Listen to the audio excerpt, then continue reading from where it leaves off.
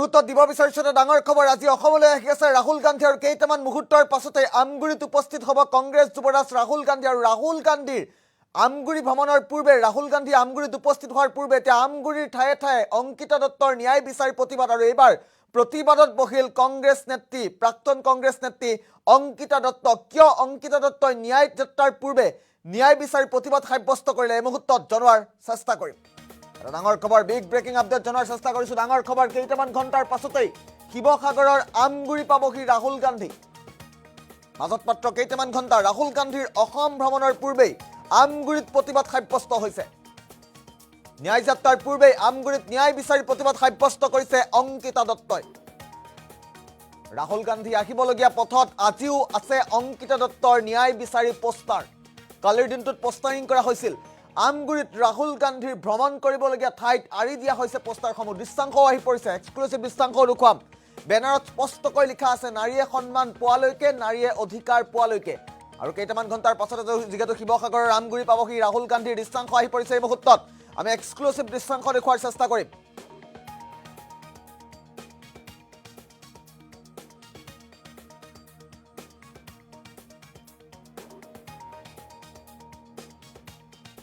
অংকিতা দত্তৰ ন্যায় বিচাৰি এইদৰে প্ৰতিবাদ সাব্যস্ত হৈছে আৰু এয়া স্পষ্টকৈ লেখা আছে অংকিতা দত্তৰ বাবে ন্যায় বিচাৰি স্পষ্টকৈ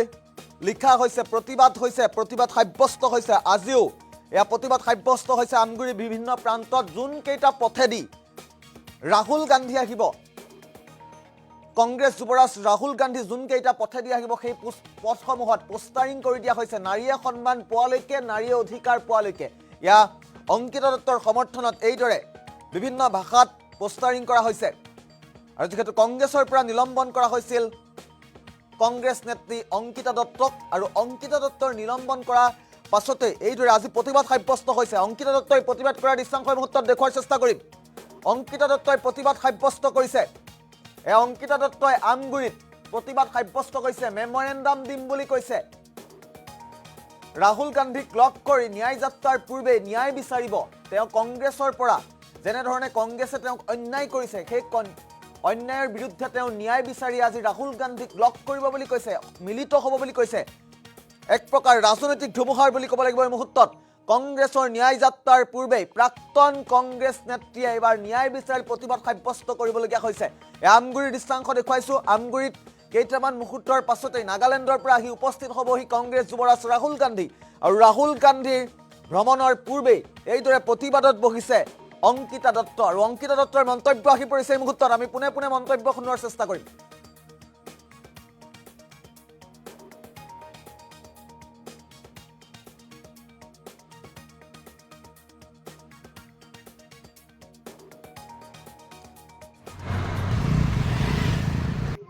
আজি প্ৰতিবাদ বুলি নহয় আজি আমি ন্যায় বিচাৰি পেলাই আমি ৰাহুল গান্ধী অসমত আজি পদাৰ্পণ কৰিব আমগুৰিত লগত মোৰ আবেগ জড়িত আছে মোৰ দেউতাৰ গোটেই জীৱন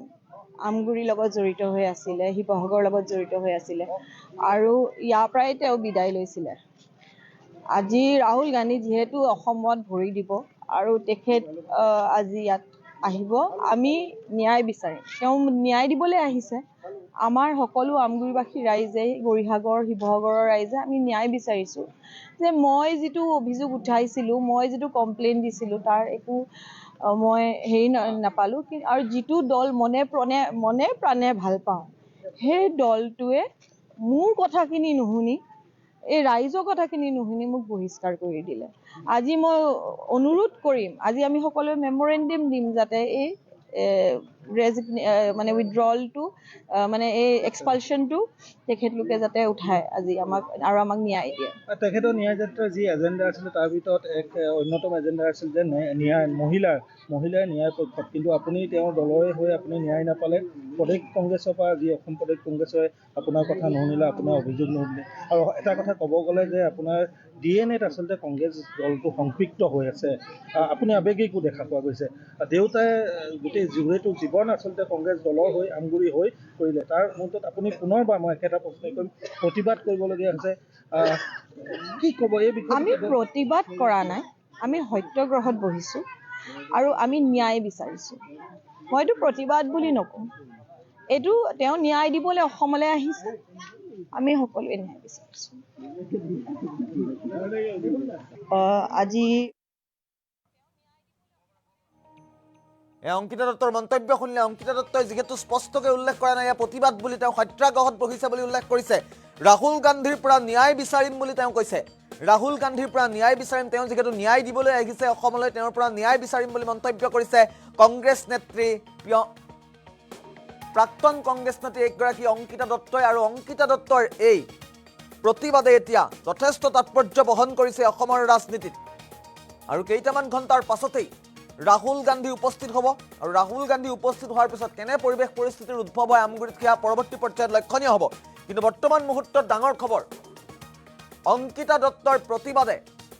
ৰাহুল গান্ধীৰ ভ্ৰমণত কেনেধৰণৰ প্ৰভাৱ পেলায় সেয়া আগন্তুক দিনতহে স্পষ্ট হ'ব। অংকিতা দত্তৰ লগত বহুকেইগৰাকী জ্যেষ্ঠ ব্যক্তি উপস্থিত আছে, বহুকেইগৰাকী মহিলা উপস্থিত আছে। পথৰ কাষতে এইদৰেই ন্যায় বিচাৰি প্ৰতিবাদ সাব্যস্ত কৰিবলগীয়া হৈছে প্ৰয়াত কংগ্ৰেছ নেতা অঞ্জন দত্তৰ জীয়ৰী অংকিতা দত্তই।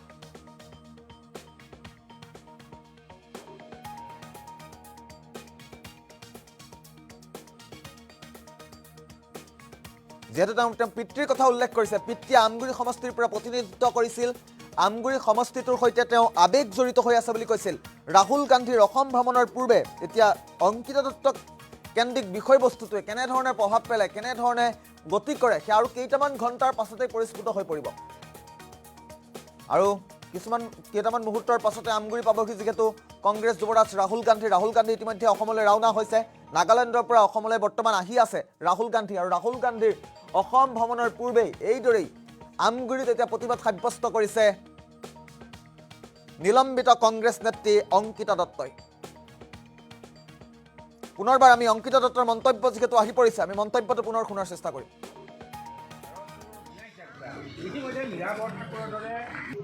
আজি প্ৰতিবাদ বুলি নহয়, আজি আমি ন্যায় বিচাৰি পেলাই আমি ৰাহুল গান্ধী অসমত আজি পদাৰ্পণ কৰিব। আমগুৰিত লগত মোৰ আৱেগ জড়িত আছে, মোৰ দেউতাৰ গোটেই জীৱন আমগুৰিৰ লগত জড়িত হৈ আছিলে, শিৱসাগৰৰ লগত জড়িত হৈ আছিলে, আৰু ইয়াৰ পৰাই তেওঁ বিদায় লৈছিলে। আজি ৰাহুল গান্ধী যিহেতু অসমত ভৰি দিব আৰু তেখেত আজি ইয়াত আহিব, আমি ন্যায় বিচাৰিম। তেওঁ ন্যায় দিবলৈ আহিছে। আমাৰ সকলো আমগুৰিবাসী ৰাইজে, গৌৰীসাগৰ শিৱসাগৰৰ ৰাইজে আমি ন্যায় বিচাৰিছোঁ যে মই যিটো অভিযোগ উঠাইছিলোঁ, মই যিটো কমপ্লেইন দিছিলোঁ, তাৰ একো মই নাপালোঁ। আৰু যিটো দল মনে প্ৰাণে ভাল পাওঁ, সেই দলটোৱে মোৰ কথাখিনি নুশুনি, এই ৰাইজৰ কথাখিনি নুশুনি মোক বহিষ্কাৰ কৰি দিলে। আজি মই অনুৰোধ কৰিম, আজি আমি সকলোৱে মেমৰেণ্ডাম দিম যাতে এই উইথড্ৰলটো এই এক্সপালশ্যনটো তেখেতলোকে যাতে উঠায় আজি আমাক ন্যায় দিয়ে। তেখেতৰ ন্যায় যাত্ৰাৰ যি এজেণ্ডা আছিলে তাৰ ভিতৰত এক অন্যতম এজেণ্ডা আছিল যে ন্যায় মহিলাৰ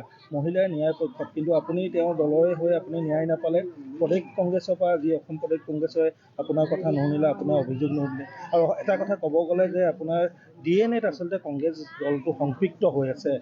আপুনি আৱেগিকো দেখা পোৱা গৈছে। দেউতাই গোটেই জীৱন আচলতে কংগ্ৰেছ দলৰ হৈ আমগুৰি হৈ কৰিলে। তাৰ মুহূৰ্তত আপুনি পুনৰবাৰ মই একেটা প্ৰশ্নই কৰিম, প্ৰতিবাদ কৰিবলগীয়া হৈছে, কি ক'ব এই বিষয়ে? আমি প্ৰতিবাদ কৰা নাই, আমি সত্যাগ্ৰহত বহিছোঁ আৰু আমি ন্যায় বিচাৰিছোঁ। মইতো প্ৰতিবাদ বুলি নকওঁ, এইটো তেওঁ ন্যায় দিবলৈ অসমলৈ আহিছে, আমি সকলোৱে ন্যায় বিচাৰিছোঁ।